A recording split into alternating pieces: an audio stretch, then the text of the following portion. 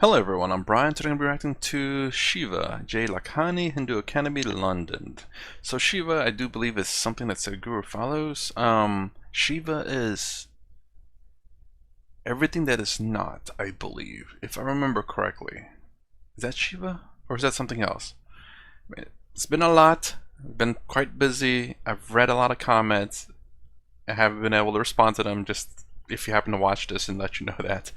So let's see what Jay Lakhani's take on Shiva is. I don't know what particular path he follows though. So let's go get started. There's no CC. We come to the third personality that has thrilled again and excited the Hindu psyche. And this personality, whether he has come down to earth, avatar, we are not so sure. When you look at some of the personalities in the Hindu tradition, they reflect this personality. For example, the one that I find very much reflecting this third personality, the third personality is Shiva. When I say, has Shiva ever taken birth on earth?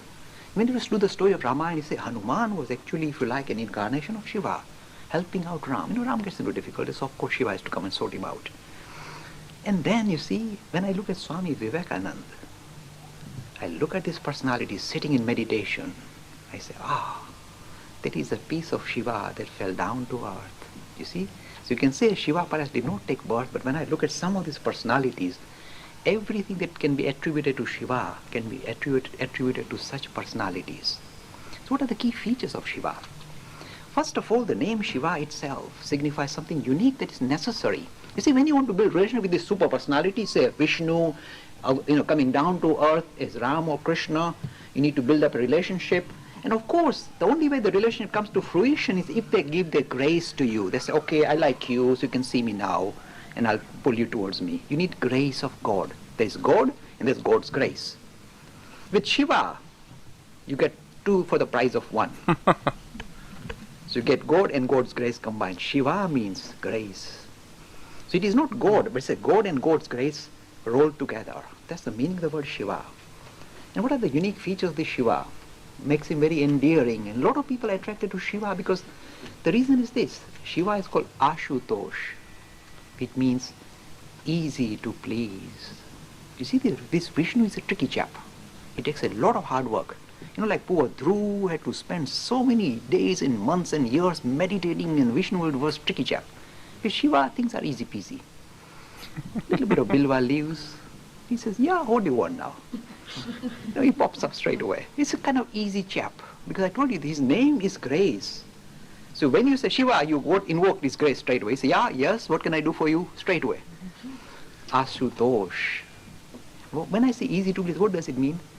The ritualistic aspect that is visible, say in the Vaishnavite tradition, they are elaborate. The worship is very elaborate. You must do this. You must follow through, otherwise Vishnu will get mad at you. Instead of being happy with you, he'll be really annoyed with you. But Shiva make a mess. He says, my sweet boy, he's making a mess, but he loves me. Off he comes, straight away. He said, go away, Shiva, I didn't ask for you. But you were praying, It makes me wonder, does the Sadhguru follow this form of Shiva? That's the thing that's a little bit confusing. I don't know if these, I guess, because Hinduism is so broad that accepts everything, I just don't know whether Shiva is being followed as a definition of everything that is not, or is Shiva or both, maybe even Shiva as a god that is to be followed and worshipped, and Shiva is also that which is not. Are both like legitimate? There's a path that follows Shiva as not as a god, but as that which is not, and is Shiva also followed as a path? A deity, but not that which is not, or maybe it follows that too. Is Shiva a god and a path, or a philosophy? I think more so. easy to please, and the ritualistic aspect is cut to the minimum. This is why it's called Ashutosh, easy to please. Special feature. Another feature about Shiva that you like is this, that I like is this. You see, with the Vaishnavite tradition, you can never really bridge the gap between the idea of God as some super personality you're building links with and God as your essential nature. That remains distant. You are not even allowed to think like that. You are nobody. God is everything and you are nobody. You are made to think like that. In fact, the way you can distinguish between the Shiva and the Vaishnava tradition is very nice. It's Hari Hara. You heard the word Hari Hara. Hari means one who attracts. So Vishnu looks very grand, well dressed, and it's always so attractive. And Shiva is on the other extreme. Hara, Harati, from Harati. He's going to demolish all this grandeur business. Raw, he's raw. So when you see Shiva, any grand, do you see golden thrones or anything like that? No, just ash, poor chap, ash, and little animal skin around his waist, and that's Shiva. So he's broken through all this nonsense. He said, no, there are two ways of making spiritual progress. First, you get attracted to these marvelous godly qualities of Vishnu and Ram and Krishna. The second way to make spiritual progress is to recognize that all this is external, superficial. I want the heart of the matter. I want spirit. So I'm going to do Harati, remove this distraction of external showmanship and go to the heart of the matter. This is the feature of Shiva. That's why it's Hari, Harati. There's a difference between Hari and Hara. You see, with Shiva, this unique feature is visible. Not only can you relate to God as some super being that you say, oh God, I love you, please show your grace on me. He says, don't you see, I am your essential nature. I am very much part of you. Where else will you search for me? I am your innermost self. So with the Shiva tradition, you have this unique feature. You can say, you can equate yourself with Shiva. In the Vaishnavite tradition, if you went to any Vishnu temple and started saying you are equal to Vishnu, 4 people will come and do tingatori and throw you out. How dare you, is an arrogant chap. In the Shiva tradition, if you don't do it, they say, he has not understood the whole idea of Shiva. So, in that other tradition, you are not equal, you are not God. Then is that duality? Considering the fact that if you are not God, you're not equal to God, then you are separate from God. Is that true? At least as far as I'm understanding there. And then Shiva, you're equal to God. So while I'm not sure if he'll say that, then therefore you are Shiva as well, like Sadhguru was saying. But I've heard in the comments saying that to call your dog Shiva is like more of a joke than anything. I have to take things literal just because I don't know how he plays with words. So you have to explain if something's a joke or not.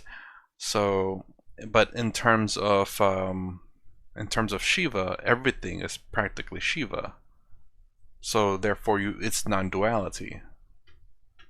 And this is the lovely stuff from Adi Shankara.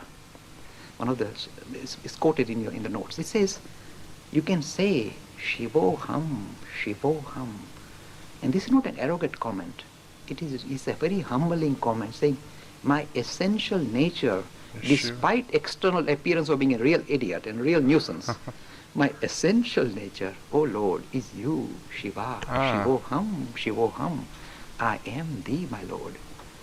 Now you see, have you noticed in the Vaishnava tradition you have different ways of relating to God. You say, okay, Dasya Bhav, Vatsalya Bhav, Sakhya Bhav, Madhur Bhav, lovely, lovely ways of relating to God.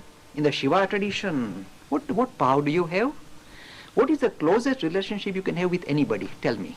To be them? With yourself. Well, yeah.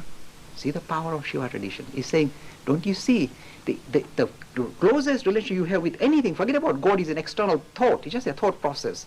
It's your true self, with your true being. So the idea of the Shiva tradition is build relationship with your true self. So begin to ignore your false or this external self, which is quite a nuisance anyway, and recognize your true being as one with God, as Shiva. It's not an arrogant comment. It is saying, don't you see? The closest you can get to anybody is to yourself. And your real self is Shiva. Shivoham, Shivoham. Very visible in the Shiva tradition. There's another lovely feature to the Shiva tradition that you must immediately recognize and give full marks. In the Vaishnava tradition, the idea of female is still secondary, even though they say, no, no, no, that's the power of God and all that. It's still secondary, because when you see Vishnu, lying, on the bed of serpent, and who's massaging his feet day and night, poor Lakshmiji. You can give her grandeur, say, oh, Lakshmiji means, but why is she massaging all the time? It's not fair. With the Shiva tradition, equal emphasis paid to both the genders. And you see this marvelous idea of Ardha Narishwara. First time, the idea that God and God's power are strongly linked. You cannot separate them. Given dignity, equally, bringing the idea of equality, making it very visible. Ardha Narishwara, the idea that God can be thought of as female too.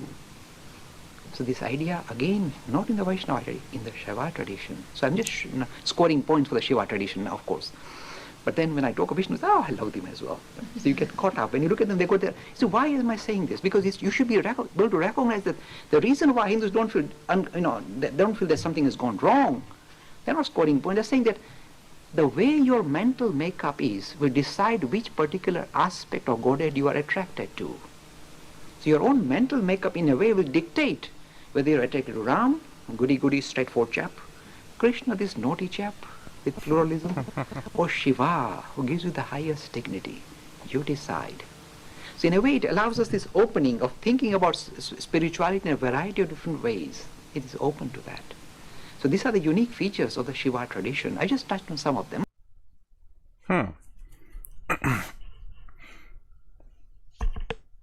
So it's weird. The Vishnu, I believe, I forget what he called it, the original tradition, but I believe the worship of Vishnu. It's the fact that you are not equal to Vishnu, that you are seeing something as, well, lesser than, but I don't know if there's elevations, because you're lesser than just because you're in this form, as opposed to higher forms. I don't know if you can elevate to equal to Vishnu, in terms of what he's talking about. But is that a duality? It seems like it. I don't know. Am I getting that correct?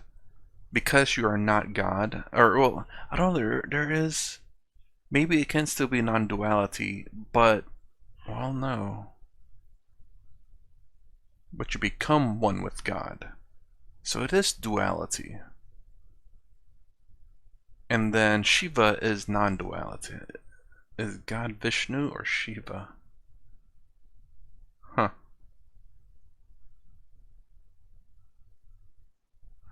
But anyway, so yeah, Shiva. Is Shiva a specific way, or is that just a deity that they follow? So that's again, Hinduism is just so broad. Vivekananda. I probably should look at that introduction to Swami Vivekananda.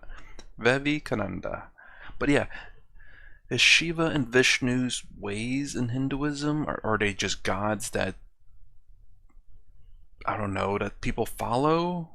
I'm assuming there's a strict following between Shiva and, well, at least with Vishnu. Shiva apparently is quite laid back. If there is, I'd like to explore, just explore on the ideas of what a Vishnu follower or a Shiva follower, well, I guess Sadhguru would be a Shiva follower and it's pretty dang laid back, but a Vishnu follower, what would that be like? What would the procedures or the, I guess, the step everyday basis of what you have to do? And again, let me know, is the followers of Vishnu a duality? A duality? Because it says that, oh, you're not, how dare you say you're equal to Vishnu and you're not, and they're going to throw you out. So I'm assuming that since you are not equal to God, you are separate from God. But then again, it could be just a matter of how you progress in the system to become one with God. I'm not sure. Anyways, that's my reaction to Shiva, J. Lakhani. If you like my content, please consider subscribing. Thumbs up, thumbs down below. Thanks for watching. I'll see you in the next vid.